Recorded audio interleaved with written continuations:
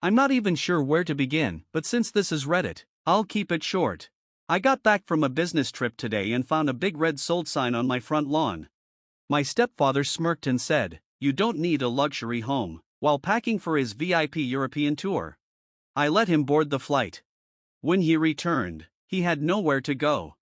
Let me rewind for a second. My name's Ethan, I'm 28, a structural engineer, and constantly on the move for work. The one thing that grounded me, my sanity check, was my home, my place, my space. Or at least, I thought it was mine. Because as of today, it's not. You don't need a house like this, kid. That's what Richard, my stepfather, told me when I confronted him. I knew something was wrong the second I turned onto my street. I had just landed after a grueling 3-week trip and all I wanted was a hot shower and some sleep. Then I saw it, sold on my lawn. Like a punch to the gut. I slammed the brakes, heart racing, brain short-circuiting. That had to be a mistake. I rushed up to the house, work bag still on my shoulder, only to hear his voice from inside. "Richard." He was taping up boxes, my boxes. I burst in. "What is going on?" Without even looking at me, he said casually, "Oh hey, kiddo, you're back earlier than I thought." He always called me kiddo, like I was still 16, like I hadn't worked my ass off for everything I had. I dropped my bag. "Why is there a sold sign on my lawn?" He sighed like I was the one bothering him. "We sold it." My stomach turned. "We? What do you mean we?" He looked at me like I was being slow.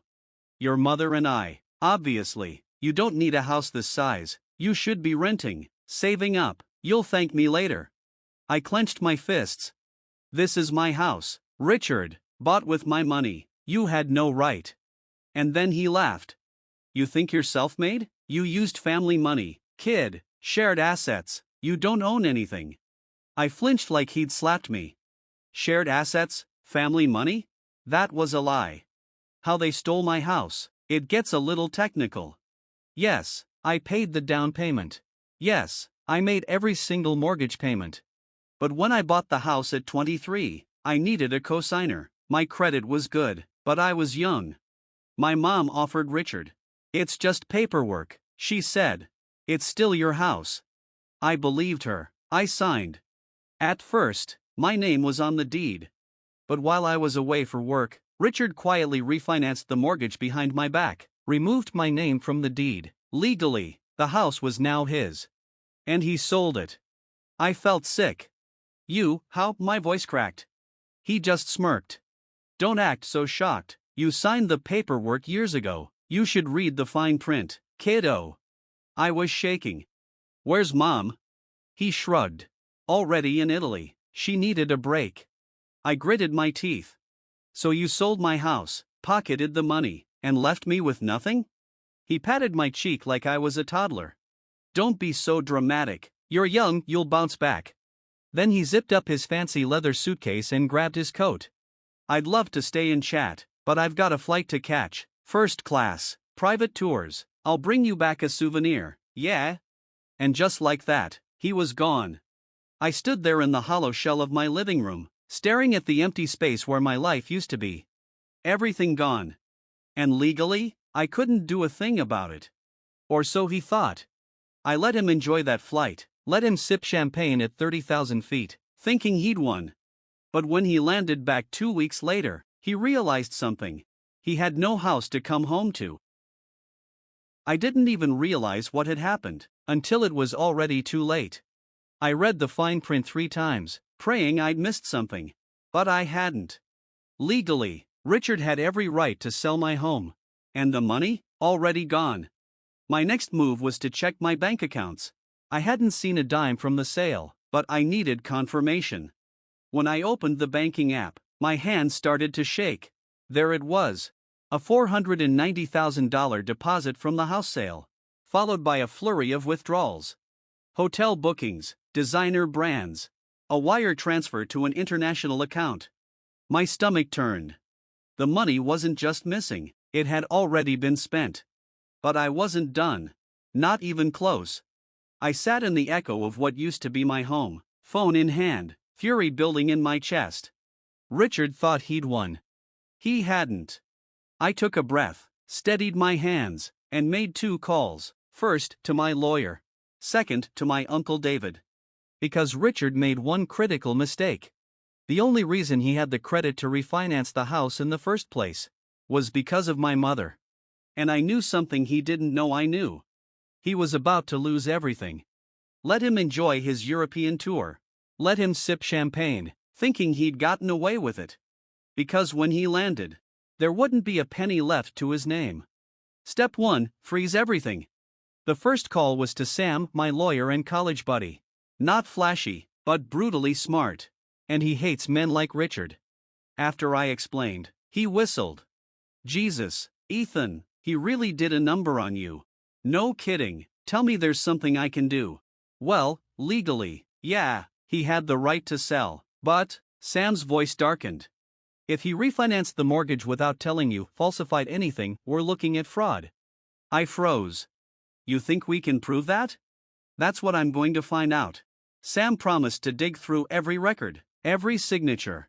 If Richard forged a single thing, I could take him down, freeze his assets, crush his smug little empire. Step 2, burn his bridges. Next call, Uncle David. Mom's older brother, longtime accountant. Hates Richard's guts. When I told him what happened, he exploded. That arrogant bastard, he stole your house? Oh, it gets better, I said. He used Mom's credit. I don't think she even knows. David was already pulling up files. What do you need from me? Simple. Richard had trusted David's firm with his taxes, business filings, everything. And now, David was more than happy to comb through every dirty detail. If there's anything illegal or suspicious, I'll find it, he said. And if he's been hiding money, he's got way bigger problems than you. I grinned. Perfect. Step 3, deliver the blow. For 2 weeks, I said nothing. No texts, no calls, no confrontation. Let him think he won. Let him relax. Meanwhile, Sam dissected the mortgage documents. David tore through his financial history. And then, 3 days before Richard's return, I got the calls. Sam called first. Got him, he said. Richard forged your signature on the refinance. Multiple documents. It's fraud. The house sale was illegal. Every dollar? Vulnerable. We're suing. I'll send the paperwork. David called next. You ready for this? He said, practically giddy. Richard's been hiding 6 figures from the IRS, under the table income, for years. You make the right calls, he added, and he'll be in hell by the end of the week. Do it. Richard lands back and falls apart. Flight lands, 4:15 p.m., Sunday. At 4:37, I was parked across the street, watching. He stepped out of a sleek black SUV, sunglasses on, suitcase in hand, grinning. He walked up the driveway, punched in the key code. Nothing. He frowned, tried again. Still nothing. Then the door opened. My mother stood there, and she did not look pleased. Even from my car, I heard the shouting. Linda, why's the code not working? Arms crossed, she said one thing, we need to talk. He tried to push past her, she blocked the doorway. Just let me in. Her voice cracked. The bank froze our accounts, Richard. He froze. What? They said everything's under investigation. I don't understand. This morning it was fine, and now? His face turned chalk white. Then, his phone rang. He stepped back, answered, and went still. Then the shouting began. I didn't need to hear the words. That was the IRS. The audit notice had dropped. The mortgage fraud had been flagged. His accounts, frozen. His life, collapsing. And he had no clue who did it. I drove off smiling. I could have stayed, could have watched him unravel, could have walked right up and told him what I'd done. But I didn't. Because the best revenge is letting him figure it out, piece by piece, alone. I lost a house. But Richard? He lost everything. By the time I realized what had happened, it was already too late. I read the fine print 3 times, praying I'd missed something. I hadn't. Legally, Richard had every right to sell my home. And the money? Already gone. My next move was to check my bank accounts. I hadn't seen a single dollar from the sale, but I needed confirmation. When I opened my banking app, my hands started to shake. Exactly what I feared.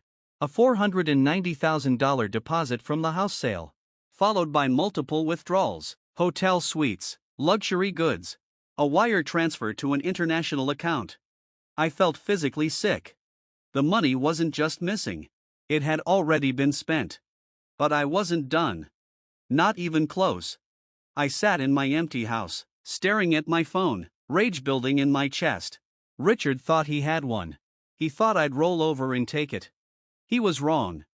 I took a breath, steadied my hands, and made 2 phone calls. First, my lawyer. Second, my Uncle David. Because Richard had forgotten something critical. The only reason he qualified for that refinance was my mother. And I knew something about her he didn't. Richard was about to learn what it felt like to lose everything. Let him enjoy Europe.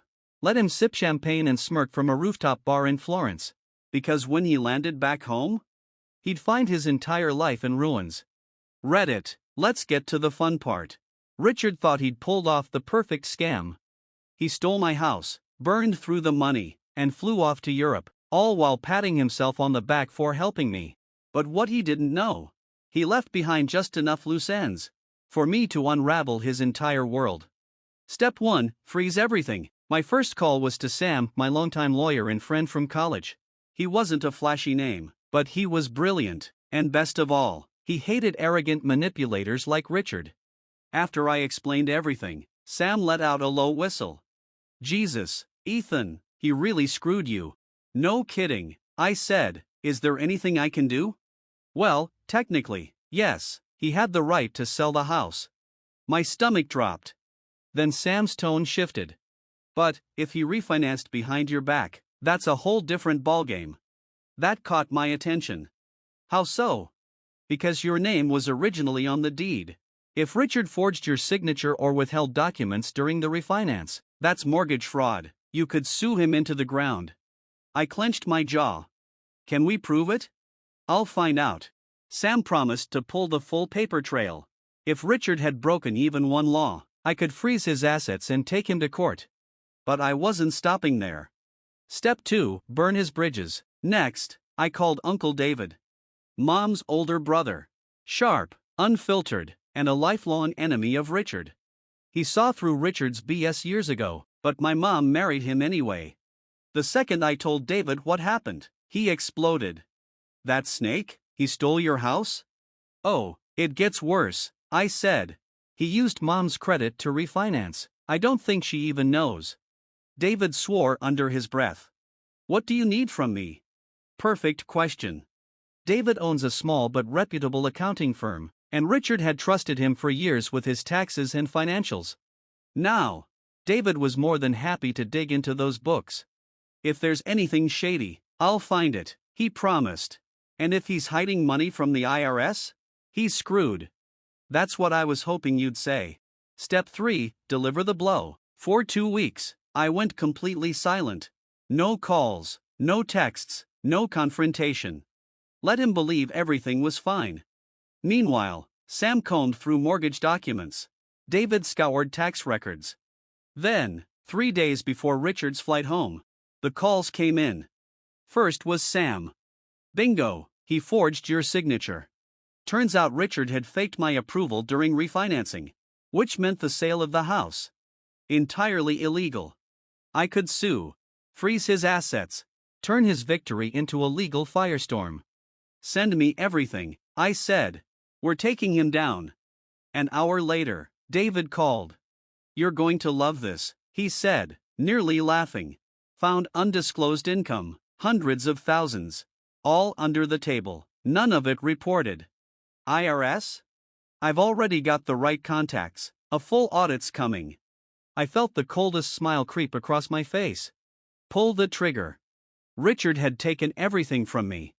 Now, it was my turn.